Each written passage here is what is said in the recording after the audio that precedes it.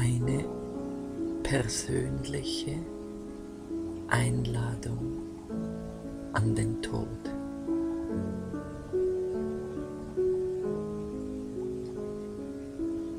Aus der Rebellion gegen die Oberflächlichkeit des Lebens wird eine Frage im Innersten wieder zugelassen. Was ist die Bedeutung von diesem kurzen Leben? Die erste Antwort, die einem auf der Hand liegt, ist: Es ist limitiert. Wir sterben. Und unsere Romanze mit dem Tod beginnt. Die Erkenntnis, dass dieses Leben schon bald wieder vorbei ist, gibt dem Leben hier, dem Streben nach innerweltlichen Errungenschaften, eine gewisse Bedeutungs- und Sinnlosigkeit. Alles wird wie Stroh umgehauen und erscheint vergeblich. Als Kind hatte man sich geborgen gefühlt bei den Eltern und beim Spielen in der Natur, weil man noch keine Bewusstheit des Todes hatte. Dann befällt einen mit der eintretenden Sterbeerkenntnis die Verunsicherung. Das Gefühl, dass alle erlebte Geborgenheit in dieser Welt eigentlich unecht und unwirklich ist und auf Vergessen und Ausblendung beruht.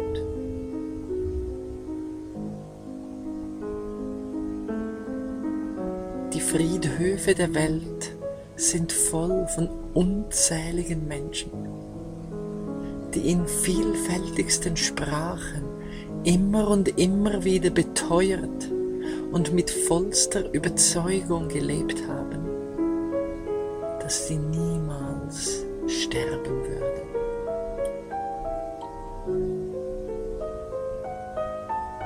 Die Religionen liefern ihren Gläubigen oft oberflächliche Tröstungen, naive Jenseitsverheißungen und zudem drauf auch noch Angst und Schuldgefühle über den Tod, statt ihnen Mittel ins Gemüt zu legen, sich mit ihm zu vertragen und verständigen.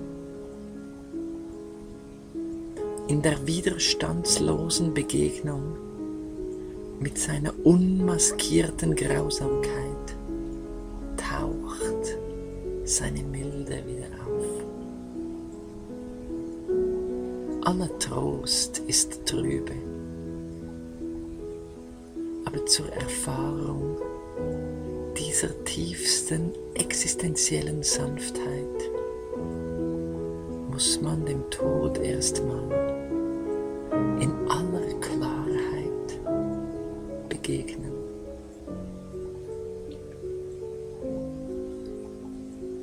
Die offene Auseinandersetzung mit diesem Ende wird deshalb so gefürchtet, weil dadurch so viele in einem noch ungeklärte und offene Fragen auftauchen.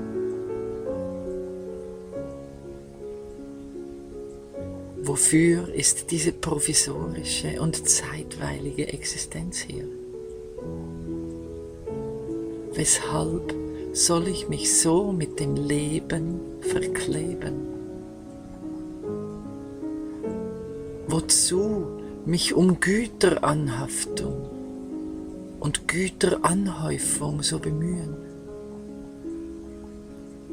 Warum diese zeitweilige Existenz so verbissen zu stabilisieren versuchen? vergeht gar nicht lange und niemand kennt nicht einmal mehr meinen Namen.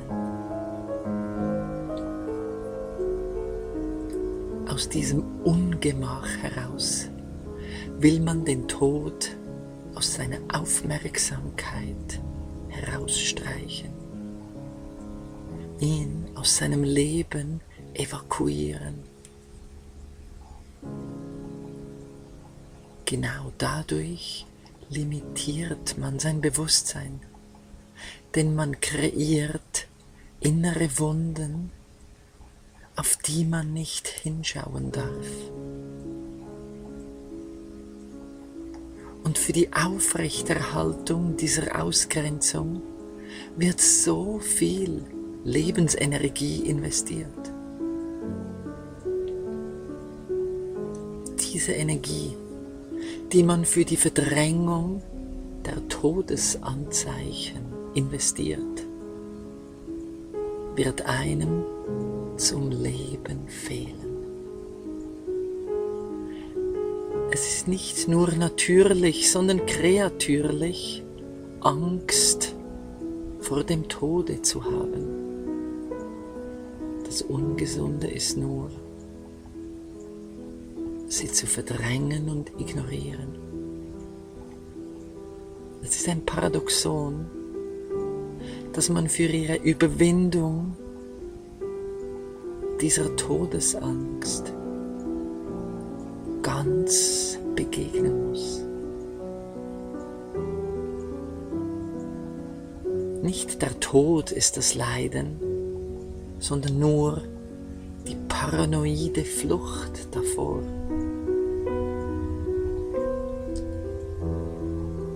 Der Tod ist aber nicht nur ein Wegnehmer sämtlicher Lebensumstände und allem, was einem lieb war. Er ist auch Sinngeber, nämlich dann, wenn man mit dieser Unvermeidlichkeit, dem Ende unserer hiesigen Existenz, dieser Irreversibilität, die mit dem Tode verknüpft ist, in eine ernsthafte Beziehung tritt. Darin wird man zu einer ganz neuen Lebendigkeit erweckt. Mit dieser Deadline lernt man viel besser. Im Alltagsleben kennen wir das. Wo nichts geschieht, wird plötzlich viel in Bewegung gesetzt, wenn wir eine Deadline bekommen. Der Tod erscheint als Grenze in unserem Leben, um innere Prozesse zu beschleunigen und einen aus der Banalität des Alltäglichen herauszuschälen und uns in Beziehung mit dem zu setzen, was durch keinen Tod je bedroht wird.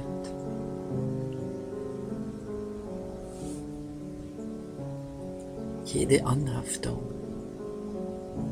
jedes innere Abstützen und Identitätsstiftung, die man an Dinge, an den Körper oder an Gedanken und Gefühle knüpft, führt zwangsläufig zu irgendeiner Art von Leere und Enttäuschung. Menschen verbringen viele Leben in solchen mentalen Mustern. Sie leben in der Vergänglichkeit und tun so, als wenn der Tod in weiter Ferne sei, obwohl er jederzeit greifbar nahe ist.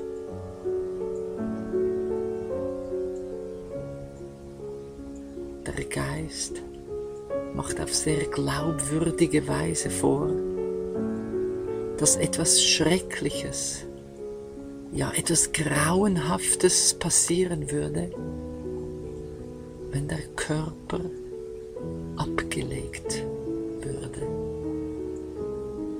wenn alles zusammenbrechen würde.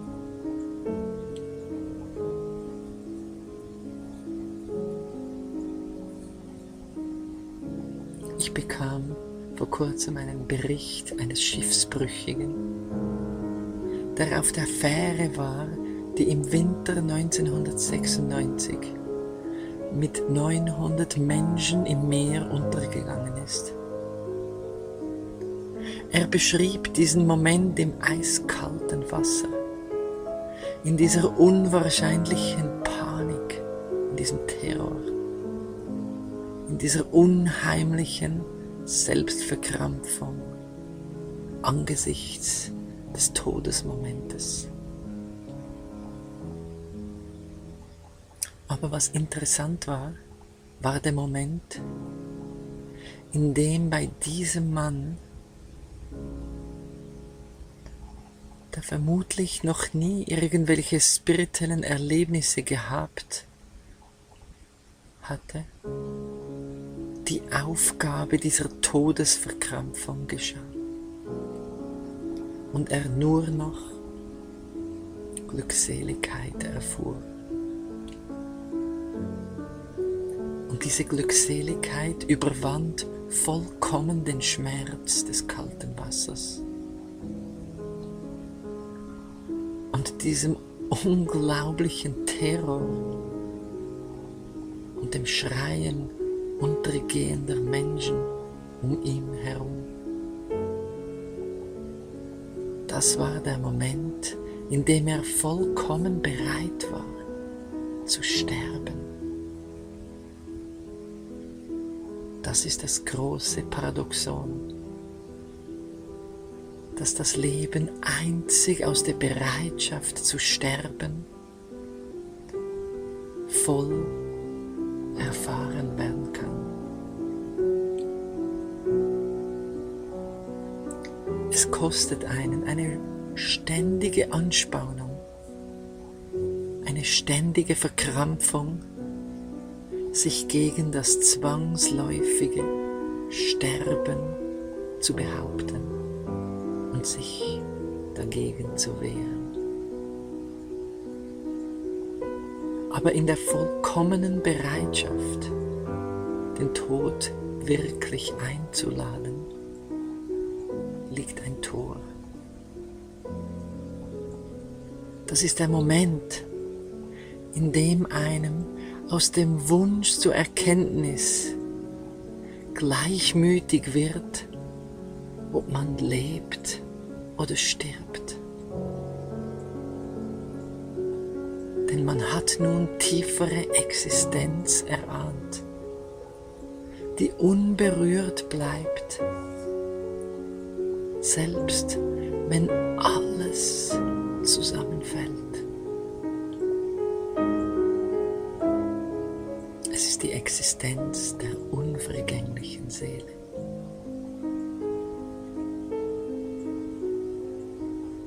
Albert Camus beschreibt in seinem Roman Der Fremde, wie Meursault zum Tode verurteilt wird. In der Todeszelle erfährt er diese zärtlichen Gleichmut zur Welt.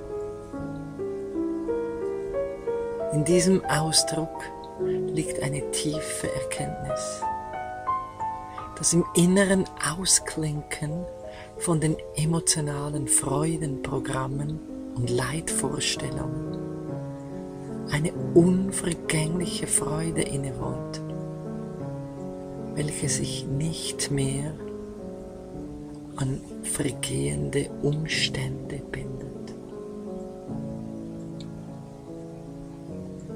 Diese innere Verankerung ist keine Handlung.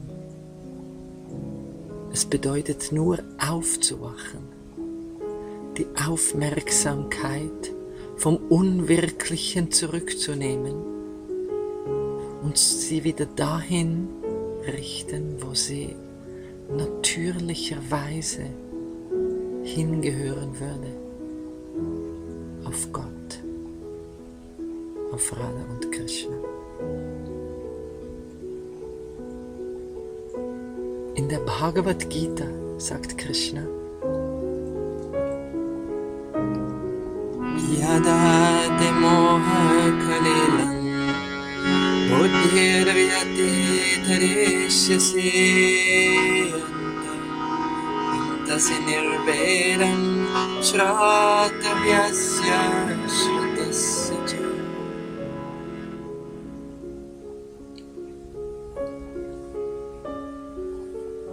Wenn deine innere Aufmerksamkeit aus dem dichten Wald der Täuschung herausgetreten ist, wirst du gegenüber allem, was gehört worden ist, und allem, was noch zu hören ist, gleichmütig werden, weil du dich auf einer tieferen Ebene verankert hast. Das ist der Grund, weswegen in der Todesnähe das Leben pulsiert, enthoben alle Trivialität in unglaublicher Intensität.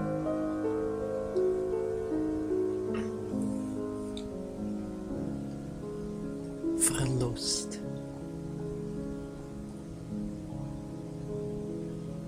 Die Erfahrung von Verlust ist schmerzlich im Moment. Aber mache ich nachträglich wirklich die Erfahrung, etwas verloren zu haben? Spüre ich die Verkrampfung, die darin besteht, Angst zu haben, etwas zu verlieren? Wie wäre es, wenn ich alles verlieren würde in diesem Moment?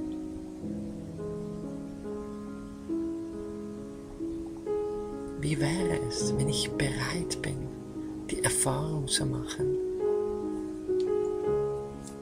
alles freiwillig aufzugeben, hinter mir zu lassen und dann ganz still zum eigenen Erstaunen zu beobachten, dass man darin nicht weniger geworden ist.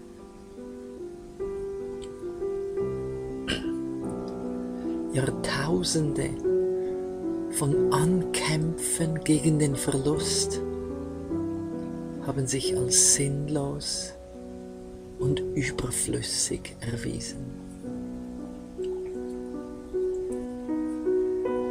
Wir sind dem Gedanken, alles zu verlieren, nicht sehr zugetan. Wir werden sowieso alles verlieren, woran man glaubte, sich festhalten zu können.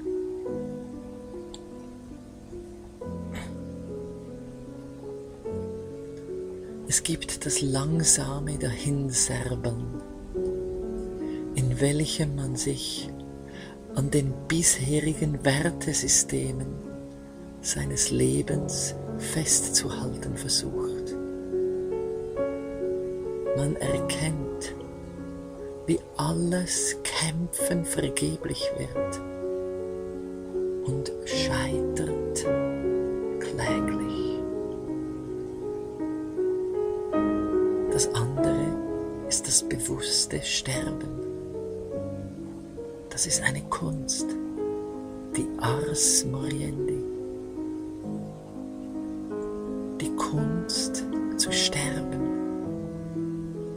deren Meisterschaft man nicht von Menschen erwarten kann, die sie während des Lebens nie erlernt hatten.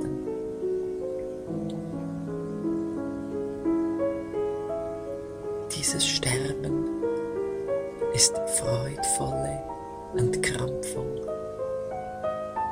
denn das Wirkliche bleibt unberührt aller Wogen der Vergänglichkeit und der Oberfläche. Wenn ich wüsste, dass ich nur noch eine einzige Minute zu leben hätte, läge darin eine unglaubliche Intensität drin.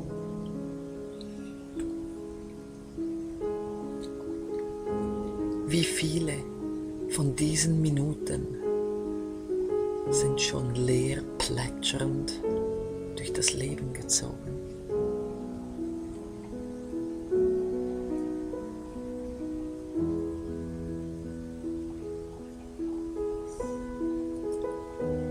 Scheinpermanenz.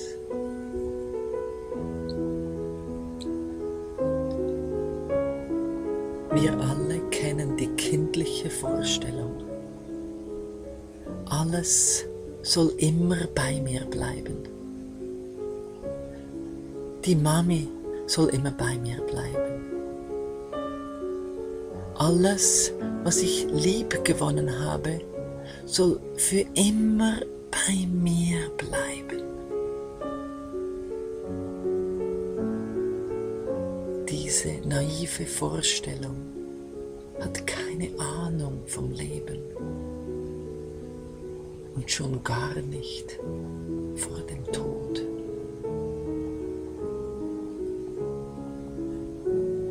Diese Absicht ist aber verständlich aus der Perspektive eines Menschen, der sich selber verloren hat und somit Identitätsgefühl in die Objekte überträgt,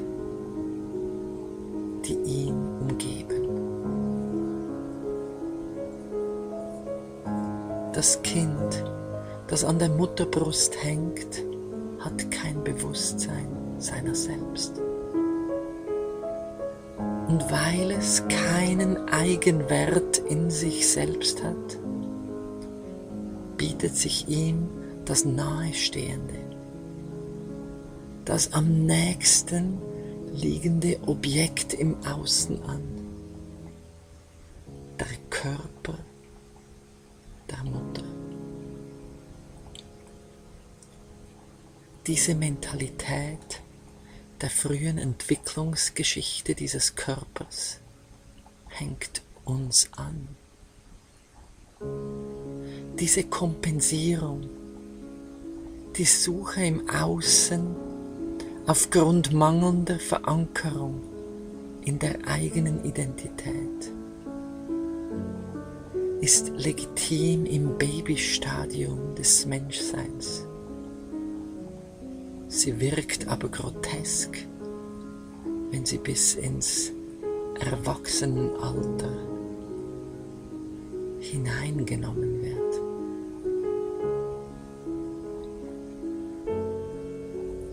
Eigentlich sucht man nach der Beziehung zu Gott, nach Beständigkeit, nach Friede und Einkehr. Aber man lebt noch in der Veräußerlichung des Kindes und will noch immer Identitätsgefühl aus den Dingen und aus den Umständen heraus gewinnen. Dies ist die gelebte Nicht-Respektierung des Todes. Denn im Bewusstsein des Kleinkindes existiert er ja noch nicht. Allerdings taucht schon sehr bald in der Tiefe das Gefühl nicht vollständiger Geborgenheit auf, beginnend in der körperlichen Abwesenheit der Mutter. Aber die Mutter ist ja nur ein Symbol geworden für den Greifimpuls nach außen. Im unerleuchteten Zustand des Kindes haben wir ihn angewöhnt und internalisiert. Man nimmt, was in der Außenwelt gerade erhältlich ist. Später wird es der Beruf, die Wohnung, Gegenstände, die einen umgeben, die eigenen Kinder, der Partner. Für jeden Menschen ist es etwas anderes, was er nicht verlieren möchte, was in seiner Welt nicht sterben soll. Der Schritt aus dem Kleinkindbewusstsein heraus besteht darin, bewusst die Bereitschaft zum Verlieren aufzubringen. Man schaut ganz tief in die potenziellen Verlustobjekte hinein, streift sie von sich ab und bemerkt, dass man ja gar nicht weniger geworden ist.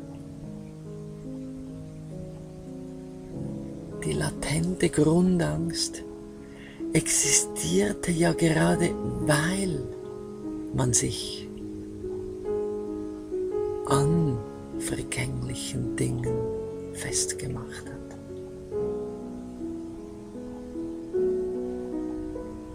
Man beginnt sich also konkret die Frage zu stellen, was man bereit ist zu verlieren. Wenn die Antwort nicht spontan und ehrlich alles heißt, dann umklammert man im Innern ein Leidenspotenzial.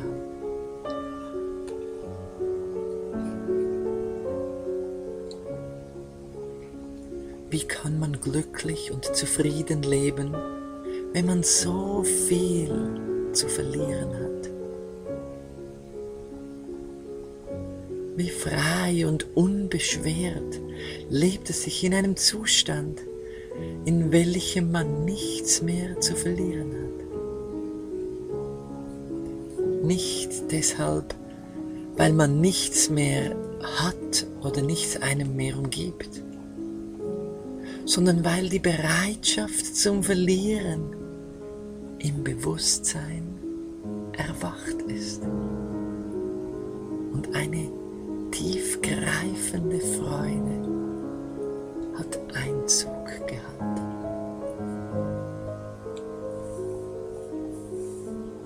Ich bin ein Winzling in einem gigantischen Strom, der durch die Zeiten fließt. In jeder Sekunde entstehen und vergehen Zehntausende von Sternen.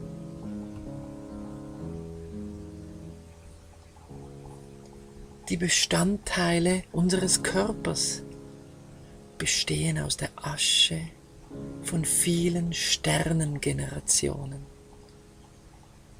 Er besteht aus Sternstaub, dieser Körper. Das Universum mit seinem dramatischen Werden und Vergehen ist in unserem Körper gegenwärtig gespeichert. Es ist praktisch eine Einladung, die gewaltige Vergänglichkeit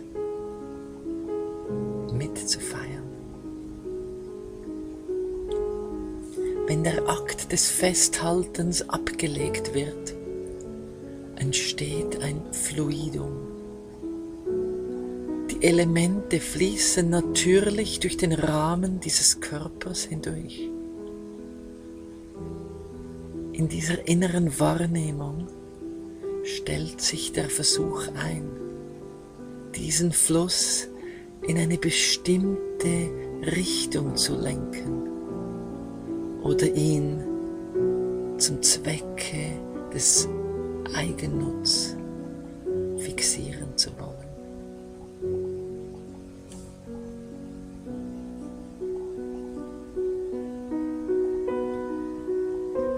Mein eigener Tod.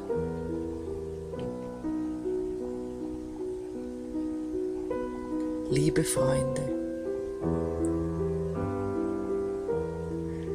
es wird nun nicht mehr lange dauern, bis ich diesen Körper ablegen werde. Alle Hoffnungen und Ängste werden wirklich irrelevant werden.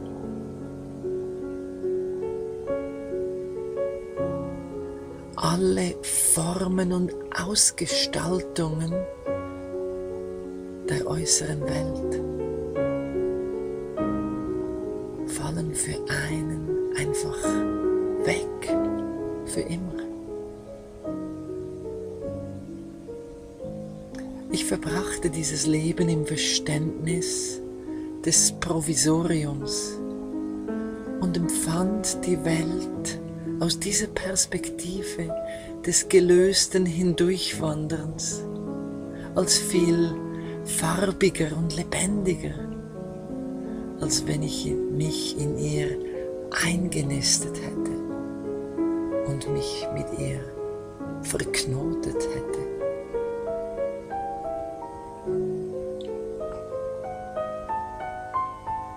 Nun bin ich auf dem Weg des Abschieds. Das allzu Menschliche interessiert nicht mehr. Eigentlich war es immer schon leer und schwer verständlich, wie man so viel Energie für die Besprechung und Kommentierung des Vorbeiziehenden aufwenden konnte. Das Oberflächenbewusstsein glaubte noch lange Zeit an Genesung.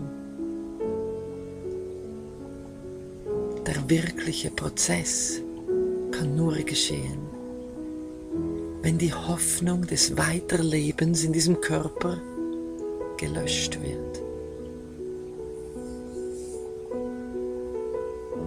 Leiden war nicht der Zerfall des Körpers, sondern nur die eigene Idee, Hoffnung auf das Weiterleben zu setzen.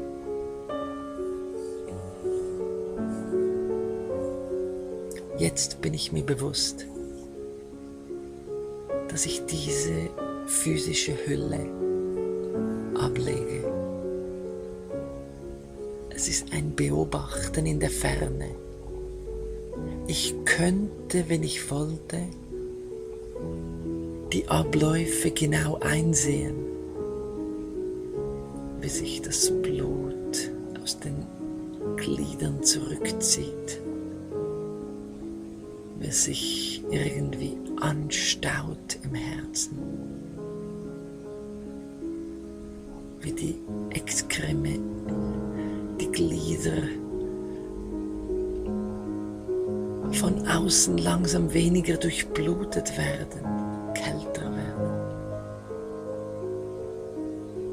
wie sich die Sinne einen nach dem anderen langsam zurückziehen und ihre Funktion einstellen.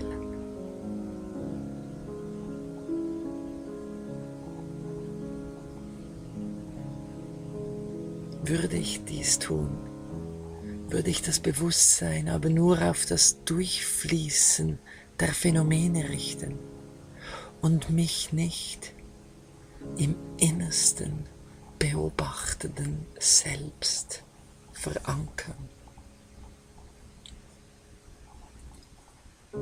Die Geschichten und Dramen, die Konzepte und Vorstellungen, all das, womit sich der Geist normalerweise beschäftigt, ist eine Eintrübung des reinen Bewusstseins und der Klarheit, der reinen Wahrnehmung der Seele.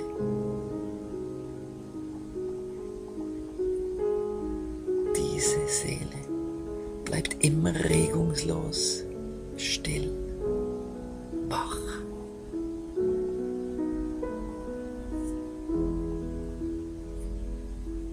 Das Vergessen dessen, was ich wirklich bin, eine unvergängliche Seele, ist das Fundament für die Identifikation mit Zeitweiligem und somit allen Leidens. Wenn man den Zustand der Gewahrwerdung des Ewigen verlässt, nisten sich endlose Gedanken und Ideen im Bewusstsein ein, die in sich schon Schwerheit sind und welche die ursprüngliche Leichtigkeit des eigenen Seelenzustandes benebeln.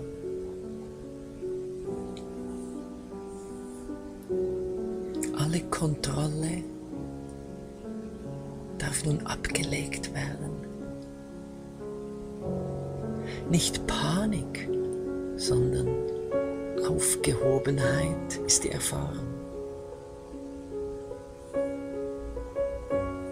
Was für eine Verzweiflung würde nun eintreten, wenn man sich in einem solchen Augenblick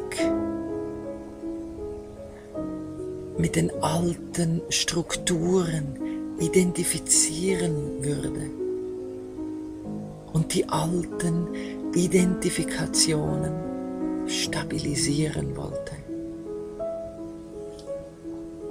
Dieser Körper, der nun leblos wird, bin nicht ich. Er ist nur eine Zusammenballung meiner einstigen Gleichgültigkeit zur Wahrheit.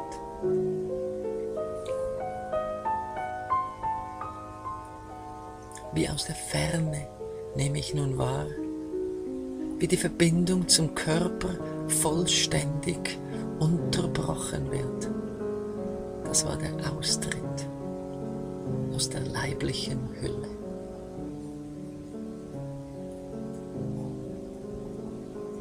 Das folgende Gebet, das sich am Ende der Ishopanishad wiederfindet,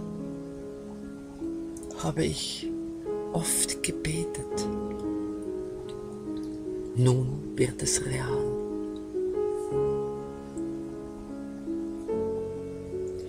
Möge meine Lebensluft zurückkehren, eingehen in den alldurchdringenden, unvergänglichen Lebensodem,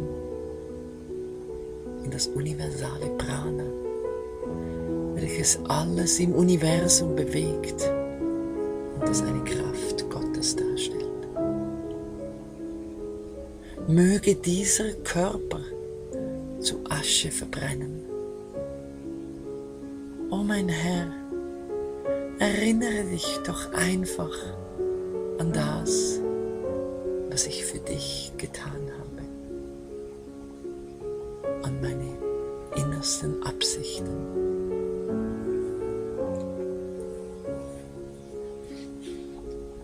Dieser Vers ist ein Gebet an Gott, dass man doch bald diesen Körper ablegen möge. Die Elemente mögen wieder eingehen in die Gesamtsumme und somit darf sich dieser kleine, separat erhaltene Mikrokosmos auflösen. Die Erde des Körpers darf eins werden mit der Gesamtheit der Erde. Das Wasser wieder verschmelzen mit allen Gewässern und das Prana, die Lebensluft, auch wieder mit der Gesamtheit des universellen Prana verschmelzen. In allen Religionen kennt man die Situation, dass man für die Gesundung eines Kranken oder Verletzten betet. Doch wer hat schon einmal für das möglichst baldige Eintreten seines eigenen Todes gebetet? Ist eine solche Person nicht lebensmüde oder morbid veranlagt? Wenn die klare Erkenntnis der Unterscheidung zwischen dem sterblichen Körper und der ewigen Natur der Seele im Herzen dämmert, dann verschwindet das Verlangen nach äußeren Freuden und Güterbesitz in der Welt. Anhaftung fällt weg. Sterben ist nun nichts mehr als das Ablegen eines ausgetragenen Kleides. Im Yoga Sutra von Patanjali wird der Wunsch, sein Leben zu verlängern, als Klesha, als Grundleiden bezeichnet. Jedes ewige Wesen strebt natürlicherweise nach Beständigem. Aber im Zustand des Vergessens überträgt man diesen Kontinuitätswunsch auf das Zeitweilige und möchte hier Zeitlosigkeit erfahren. So wird der Überlebenstrieb geboren. Jedes Geschöpf hat den Willen zu leben und will an dem Leben hier festhalten. Dies schafft Verkrampfung und Leiden. Was treibt jedes Lebewesen an, sich konstant gegen das Sterben zu wehren? Einerseits sicher eine schlummernde Urerinnerung an die Unvergänglichkeit der Seele, aber auch eine Erinnerung an die leidvolle Erfahrung zu sterben, die man in der Vergangenheit erfahren hatte. Wären wir in der Vergangenheit noch nie gestorben, wäre dieser Impuls, sich gegen das Sterben zu wehren, inexistent.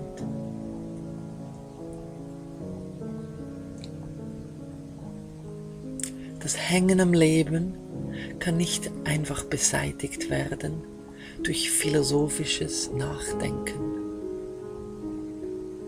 Erst muss die Grundunwissenheit, den Deckmantel, der unsere Beziehung zu Gott latent vergessen werden lässt, gelichtet werden. Dies geschieht durch die Selbsthingabe zu Gott, dem Übergeben,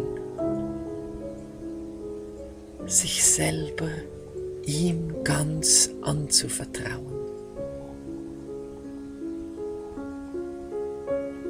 Diese Sehnsucht nach Gottesdienst, Bhakti, als reine Seele einen Austausch mit Krishna zu erfahren, kann so stark werden, dass das Abhinivesh, der Überlebenswunsch, gänzlich aufgelöst wird.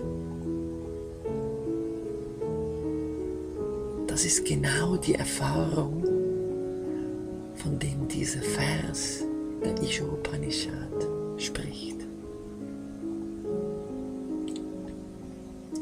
Der physische Körper ist ein Symptom des Wunsches nach Gottvergessenheit.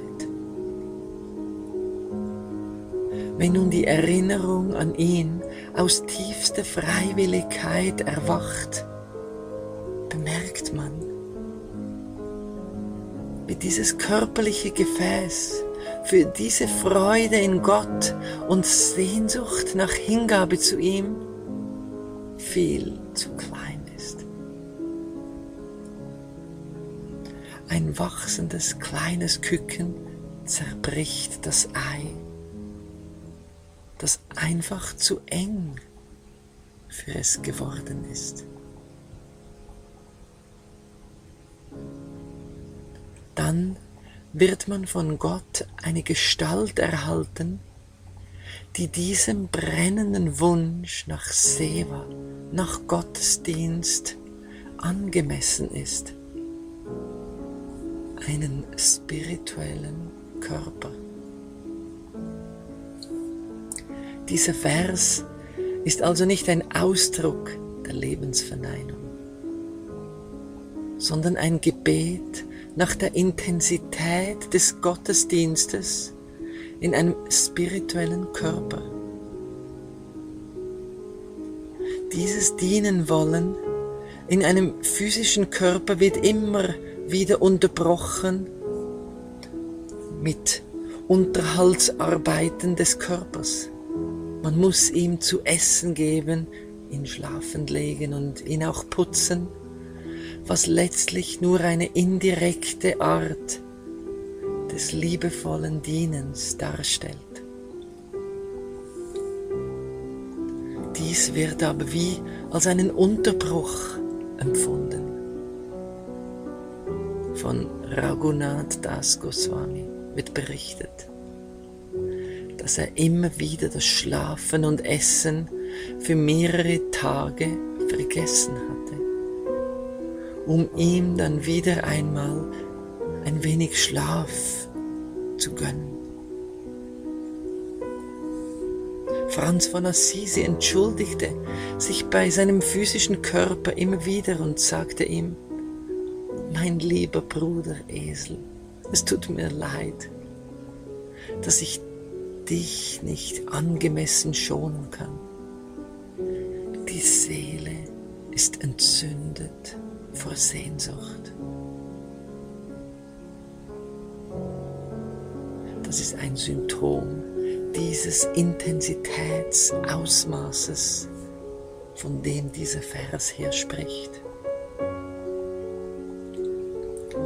Wenn diese Sehnsucht wieder erwacht in einer Seele, sprengt diese Liebeskraft die körperliche Form.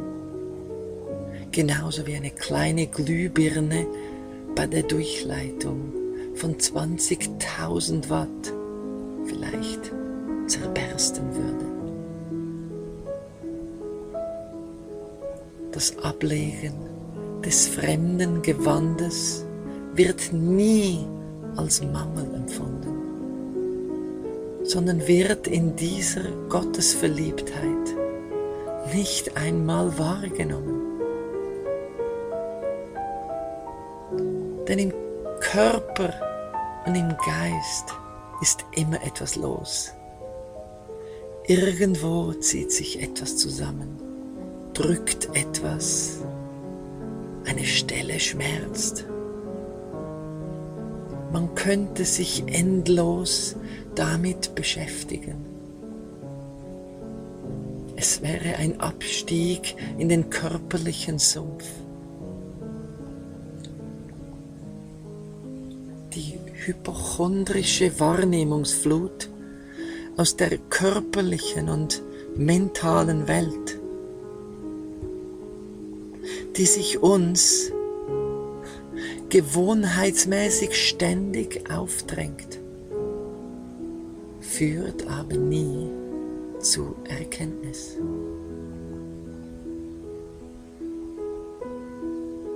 Die innere Aufmerksamkeit fühlt sich nicht wohl in der Zerstreuung. Sie braucht Konzentration, Bündelung. Wenn man orientierungslos umherirrt im Labyrinth der Sinneswelt, hat man das Gefühl, sich zu zerzausen. Ein verzettelter Geist macht unzufrieden, da er ein Symptom ist, noch nichts gefunden zu haben, was ihm andauernde Faszination schenken könnte.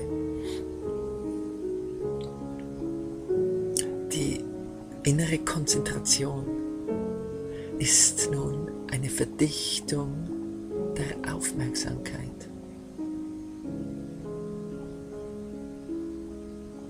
Unser Geist ist angelegt auf die Ausrichtung, auf die wunderschöne, ewige Gestalt Shri Govindas.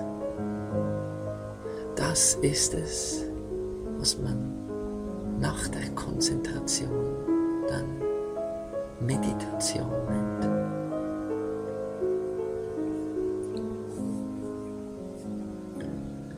Mein Ableben kam überraschend und auch der Name der Krankheit tut wenig zur Sache. Alles ist nun komplett unbedeutend geworden. Wenn Menschen auf die Frage, was ihnen am wesentlichsten im Leben sei, mit Gesundheit antworten, ist dies das sicherste Anzeichen dafür, sich im Unwesentlichen verloren zu haben. Wirkliche Genesung ist das Zurücktreten des Ich-Geistes, der alles manipulieren, kontrollieren und besitzen will. Und körperliche Gesundheit als willkommener empfindet als körperlicher Zerfall. Sich im Zustand des Zerfalls der Physis Krishna auszuliefern, ist genau gleich freudvoll wie im Zustand momentaner physischer Unversehrtheit, der Gesundheit.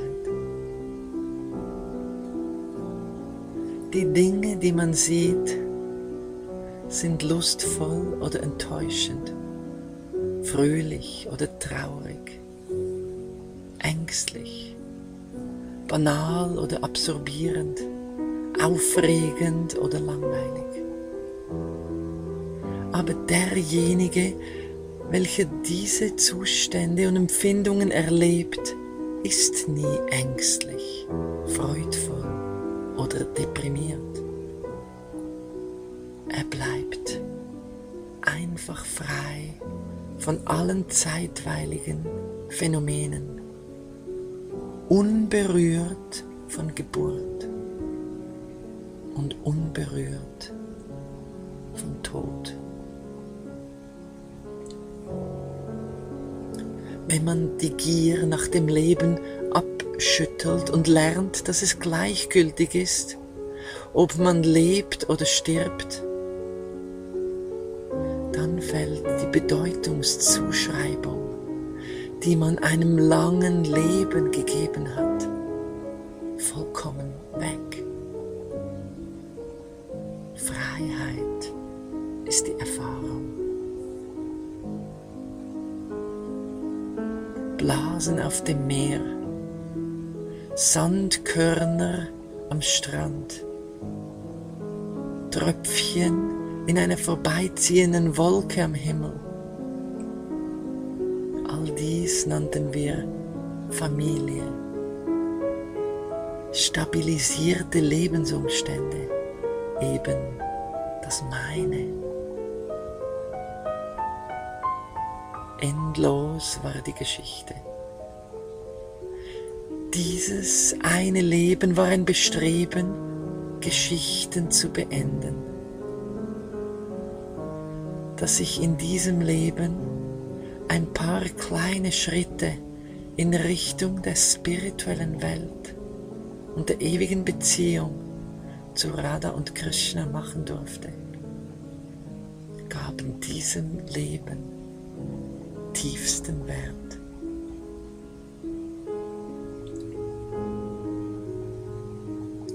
Es war schön mit euch und dennoch bin ich freudig weitergezogen. Es war kostbar mit euch und dennoch habe ich mich widerstandslos dem Fluss der Zeit übergeben. Wir werden uns nie mehr wiedersehen. Allein diese Erkenntnis machte den Austausch mit euch, ihr lieben Freunde, wertvoll. Sterben tut man, es geschieht nicht einfach. Man hat alle Erwartungen in der Zeitlichkeit abgelegt und das Erdenglück hat sämtliche Bedeutung verloren. Man hat sie entzogen. Das ist der Moment, wo man sich ganz in Radha Krishnas Hände fallen lassen darf. Dieser Moment des Sterbens habe ich in meinem gesamten Leben immer bewusst eingeladen.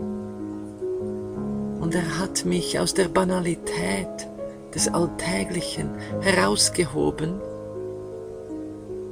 und mir eine Lebendigkeit geschenkt, welche mich der Heimat entgegentreiben ließ.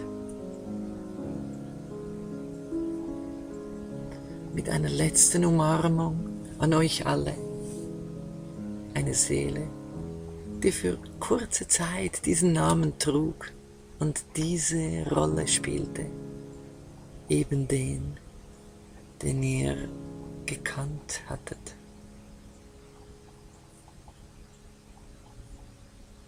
Ich war eine Schneeflocke, welche durch das Leben tanzte. Dann landete ich nicht auf Schnee, um die Schicht noch dicker zu machen, sondern auf einer zarten Hand und schmolz dahin. Da ist keine Spur mehr von Widerstand. Ein Staubkörnchen macht alle Bewegungen des quirligen Bergbaches mit. Und in diesem Nichtwehren hat es plötzlich die ihm gebührende Freiheit. Im sinnlosen Versuch, sich seine eigene Bahn zu erschaffen, würde gerade diese Freiheit erstickt werden. Die Freiheit lag in der Hinwendung zu Gott und in der eigenen Reaktion auf das Geschehen hier. Nicht aber in dem Zurechtbiegen wollen, was unvermeidlich zu geschehen hat. Das wäre nur sinnlose Aufwühlung. Das Absterben dieses kleinen Lebensstrauches hatte eben die Glückseligkeit inne, wenn im Herbst die Bäume alle Blätter loslassen, um ihren Lebenssaft in der Wurzel zu konzentrieren. Verlieren hat nur wehgetan, wenn man gewinnen wollte.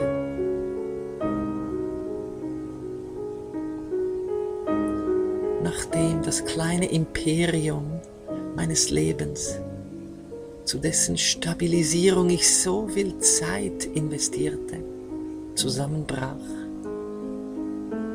wird es nicht einmal lange dauern und die Lücke, die ich hinterließ, wird wieder gefüllt sein. Die Welt und ihre Abläufe haben mich nicht gebraucht. Diese Erkenntnis mag einige, die ihr Leben als die Bemühung zur Stabilisierung der Umstände verstanden, hoffnungslos machen und bis in eine Depression hineinführen. Aber wenn man diese Erkenntnis widerstandslos annimmt, spürt man augenblicklich eine Erleichterung in ihr. Die Seele versteht es tief. Diese Erkenntnis, bereits jetzt integrierend, noch im Leben stehend, erhält das Handeln eine ganz andere Qualität. Frei von der Selbstbehauptung darf es einfach still geschehen. Das eigene Wertgefühl und die Freude werden nicht mehr mit den Resultaten des Tuns verknüpft.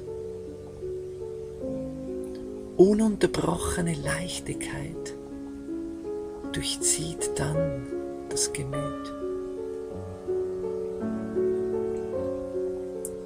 Viel wesentlicher als das Geborenwerden und Sterben war die Ausrichtung auf das, auf was man hinzugehen.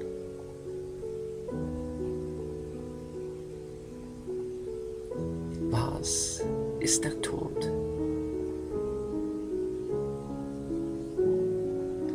Tod ist die Erinnerung an die Möglichkeit, die jederzeit eintreten darf, dass mir wertvolle Beziehungen enden, dass Positionen, die ich inne hatte, sich auflösen, dass Errungenschaften und Dinge, die ich erworben hatte, vergehen, dass alle vermeintliche Sicherheit gestört wird, dass alles, auf was ich mein Leben gestützt hatte, von Grunde auf erschüttert wird. All dies darf geschehen und ich beobachte es aus Entfernung, ohne Widerstand zu leisten und auch ohne den Glauben intervenieren zu müssen. Darin liegt eine tiefere Erfülltheit als in der Verklebtheit mit der Oberfläche des Lebens, die durch das ständige Reagieren geschieht. Der Mensch weiß von seinem Tod. Er hat ihn, wenn er ihn nicht ständig verdrängt, immer vor Augen. Er ist nicht irgendein Ereignis des menschlichen Lebens, sondern all das, was man im Alltagsbewusstsein als sein Leben bezeichnete, wird durch ihn gänzlich verschwinden. Krankheit, Leid, Unwissenheit, Unvermögen, Ohnmacht. All das sind Erfahrungen, die uns die Begrenztheit dieses Lebens verdeutlichen. Der Tod ist das sichtbarste Zeichen menschlicher Endlichkeit. Der Tod stellt den Menschen in allem Tun in Frage. Erst in der Begegnung mit ihm zeigt es sich, ob das Leben gelingt oder nicht. Ob man nun einen Inhalt lebt, der auch im Moment des Todes Gültigkeit beibehält. Im Vergessen seiner Seele betrachtet man das Geborenwerden und Sterben seines Körpers als sein eigenes Geborenwerden und Sterben. Und so werden plötzlich irgendeine Frau und irgendein Mann als seine Eltern betrachtet. Irgendein Landstrich als seine Heimat. Und irgendwelche Dinge der materiellen Energie als sein Besitz. Es ist immer wieder erstaunlich, in was für Geschichten einem das Vergessen der Seele hinein zu verwickeln vermag.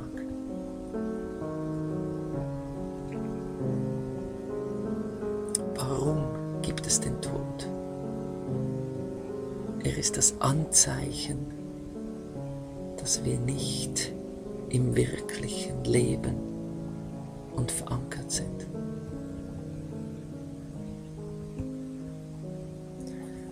Die Angst, welche als Todesangst das gesamte Leben überschattet, hat nur so lang ihren Bestand,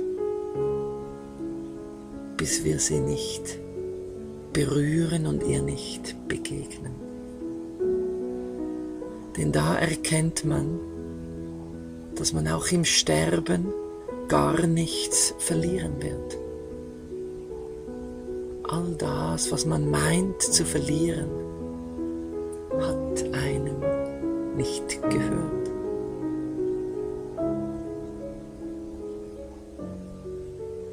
Der Tod muss den normalen Menschen holen gehen. Nur der verinnerlichte Mensch lädt ihn ein.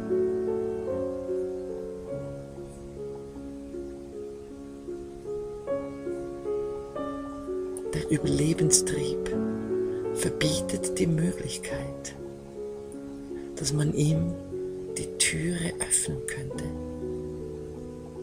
Denn die Identifikation mit körperlichen und mentalen Welten glaubte, den Tod einzulassen wäre das Schlimmste, was überhaupt passieren könnte.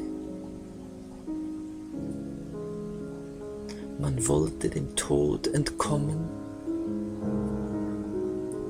und hat Totes erzeugt, die innere Stumpfheit. Aufgrund dieser Todesverdrängung entsteht eine Lebensverdrängung. Die Wunde der Sterbeverneinung blockiert das Leben, blockiert den Zugang zur Lebendigkeit. Wenn Leben auf einer tieferen Ebene erkannt wird, als ewige Seele, in welcher die Gottesbeziehung kreatürlich angelegt ist, wird man nie weniger in der Umarmung des Todes. Aber endlose Lasten und Ängste haben sich erübrigt. Die Leichtigkeit die zur Natur unseres Wesens zugehörig ist, wird beständig erfahrbar.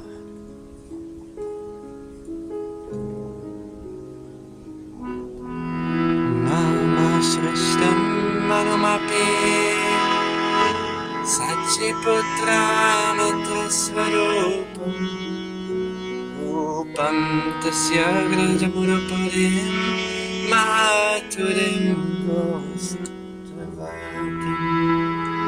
Radha Kundam Girivaram Ahorarika Madhavasi Kripto Yasya Pratita Kripaya Shri